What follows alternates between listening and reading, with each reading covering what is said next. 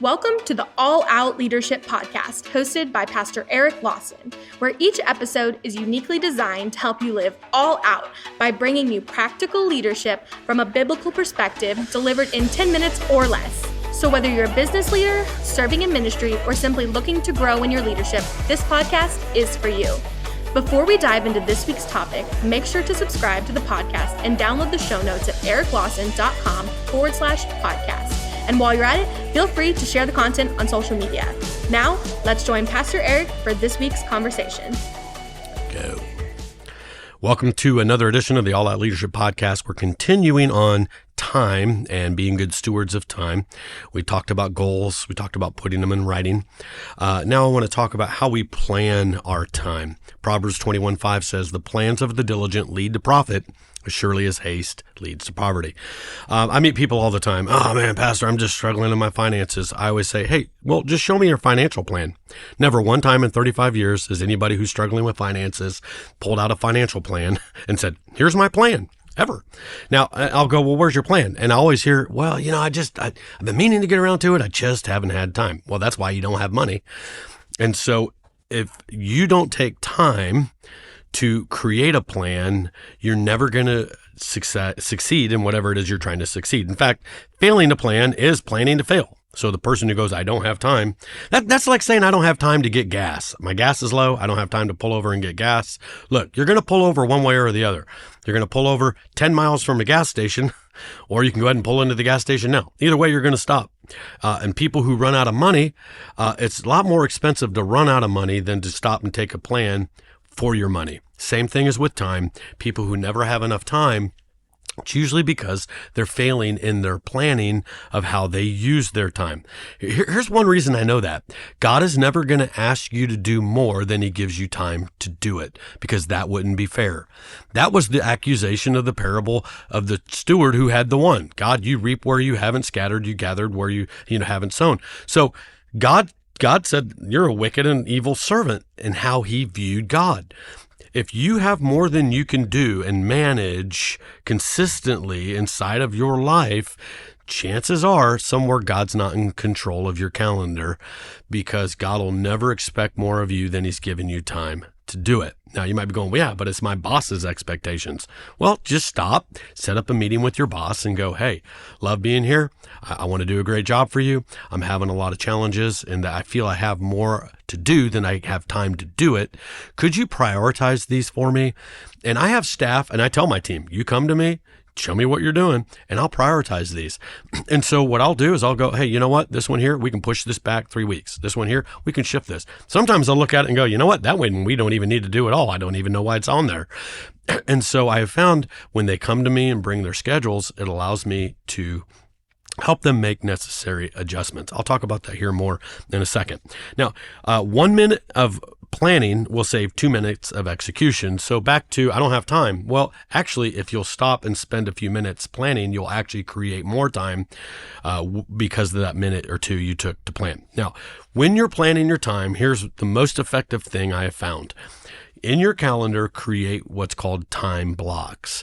The bigger the block of time that you assign to a area, a project, a to-do, the more effective you're going to be at doing that one thing. Now, when you're in that time block, what you focus on only is what's in that time block. You don't multitask in that time block.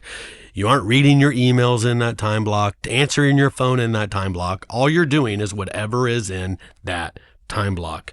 And so I want to go through my schedule, and I'm going to show you what I do and how I manage my time and my time blocks. You could pull up my calendar, which you're not going to, but you could. My assistant does. And my wife, we're on the same calendar. And what you see is my time blocks. So I think in A and B in terms of time. A time, B time. So A time is your most productive time. That's the time when your thinking is at its highest, your theta waves, which is your brain waves that are for creativity. That's when they're at their peak. That's what you want to focus all your creative thinking type projects that require the most energy, mentally, emotionally. That's where you put your A time. time, you put your A projects in your A time. Then you have your B time. That's where it's a little more routine. It doesn't require as much creativity, but it's going to take effort. It's just not the same as what you're doing inside of A. So for me, biologically, the way my body works, my A time is my morning. I'm best in my morning when it comes to creativity, creative thought. So what I do is I take my morning time and it's A time. So for example, pretty much from 6 to 8 in the morning, somewhere in there, it's all Bible. It's me, Jesus, Bible. Now, some days it's an hour. Some days it's an hour and a half. A few days on a crazy day, it might be 45 minutes, but that is every single day of my life. For 35 years, that's what I do. Jesus first, Bible first, prayer, spending time with God.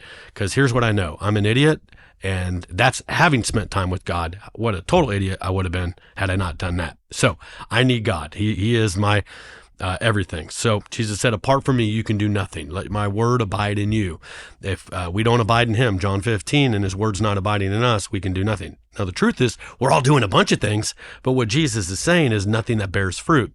I can't bear fruit unless I've abided in Jesus. So the person who goes, man, I don't have time for the Bible. You're so busy, you don't have time not to spend time in the Bible, to not spend time with Jesus. I have found this out, that if I'll take time to spend with God, the rest of the day is more fruitful, it's more peaceful, it's more productive. And I've just found the more time I give God, the more productive I am with the rest of the time that I give to everything else. So then starting at about 8, so from about 8 to 10:30, Tuesday, Wednesday, Thursday, Friday, Saturday. So 5 days, that's my A time. And all I do during that A time is I write my sermons, I write my podcasts, I work on a book, or any writing type creative thought. It's all inside of that time. I don't really do anything else other than what's required of me, writing and creating. I'm part of the creative engine behind upcoming for Christmas this year, so I'm putting a lot of energy into that. And so that's where that time is. Now, I people go, hey, let's go do breakfast. Nope, not going to do it. I don't do breakfast with people. Why? Because I do breakfast with Jesus every day, and then I do my A time, which is all my writing, because it's the most important thing I'm doing for you guys as your pastor, and that is my face is before God before it's in front of your face. Because if my face wasn't in God's face, you don't want me in your face without my face having been in front of God's face, because my face is pretty ugly getting up in your face unless I've spent time with God. Okay? Makes sense? Great. Don't send me an email. I'm not going to read it. Okay. Then what I do is I take my B time, which is my afternoon time, and I'll do my meetings and I'll work on projects. And that's my afternoon time. So I'm going to break my schedule down for you just to kind of give you a picture of how I do this. So again, Tuesday, Wednesday, Thursday, Friday, Saturday, for about 2.5 hours every morning, it's just writing. It's just creating. It's just thinking. And I'm researching on messages that are months away. I'm thinking about sermon series that are out in the future. I have folders for stuff that's for next year. Like, I'm always working on different things. And so, but an average sermon for me takes about 10 hours a week in writing that I put into every single message. I'm never working on my sermon the day before I preach it. In fact, when I have a nightmare, and I've had these, I literally wake up in the middle of the night thinking I have to preach in the next 30 minutes. Like, I'm waking up and I got to run to church and preach. And I'm thinking, I didn't write a sermon. That literally is a nightmare for me. Like, some of you that, you have different nightmares, but that literally freaks me out that I'm not prepared to preach. And so then what I have is Wednesdays, Thursdays, and Fridays, three lunchtimes, I do lunches with people. So my first priority with my lunches is my executive team. So I'm working at just relational touches. They might be working lunches, but I take them out and we work. Then I'll take out staff. So then I'm taking out some of my staff pastors, my campus pastors, youth pastors, kids teams. And so I'm just worship department, and I'm taking out staff, and I'm just investing into them relationally, listening to them, asking them questions. So I call them lunch and learns. I like to take my team out and go, hey, let's learn from one another. And, they bring questions. And so I'm just investing into them. And then the third group are just core leaders inside of our church, people who might be influencing whole ministries, areas, departments, just key leaders in our community who are, influencing people and having impact, then I'm going to meet with them. But probably 2/3 of my lunches are going to the staff because I lead the church through the staff. And you see this with Jesus. He spent the most of his time with his core team.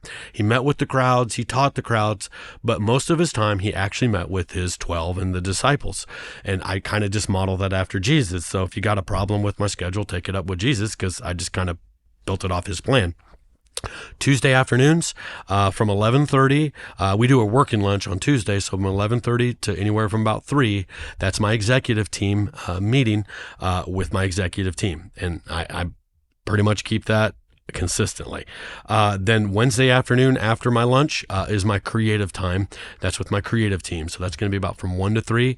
We're working on our messages. We're looking at the message calendar. We're looking at what other pastors are preaching. On weekends, I'm not preaching. So it's not like just people are throwing things together. We're working on this weeks and months in advance. We're reviewing the videos. We're reviewing announcements. And so we're looking at Christmas. We're working on Christmas right now, and it's April. We were actually started in February working on Christmas in terms of our planning. So that's what we're doing on our Wednesday afternoons. Thursdays, I reserve Thursday afternoons for my one-on-ones. Every executive pastor, which I have 4, I take them out to lunch or I have a one-on-one with them on the Thursday afternoon. And I go through a report. I have a report that they're supposed to fill out. It's strategic questions. It allows me to really just go line by line through their area. So I'm informed, so I can ask questions, so I can answer, because my job's to empower them for the ministries that we've entrusted to them. And so I'm heavily involved in making sure they're resourced. They have the information, they have the yes or the no or direction that they need. And so that's what I do. And then Friday, I'll have lunch. And then after that lunch, then I take Friday afternoon off because I work Saturday and I work Sunday. Monday is my Sabbath, is my day off. And so I guard that. I don't do church on Monday. In fact, years ago, I had a staff member who was a pastor who kept working on his Monday. And I'm like, man, you got be with your family, take time off with your family. And I just kept encouraging him, but he was just a workaholic. And I loved his work. He did a great job, but I finally looked at him and said, hey, I love you so much. I'm going to fire you if you don't quit working on Monday. Go be a husband, be a father, be with your family. I'm not going to let the church rob your family of you on your day off. And so he made that pivot, and he's like, oh man, thanks, Pastor, for loving me enough to have that hard conversation. And it made a huge difference actually in his overall productivity and with his family. And so look, honor your Sabbath and do that. So that's what I do. And then I hit repeat, and I don't have Groundhog Day. I have Groundhog Week, where it just feels like the same week over and over.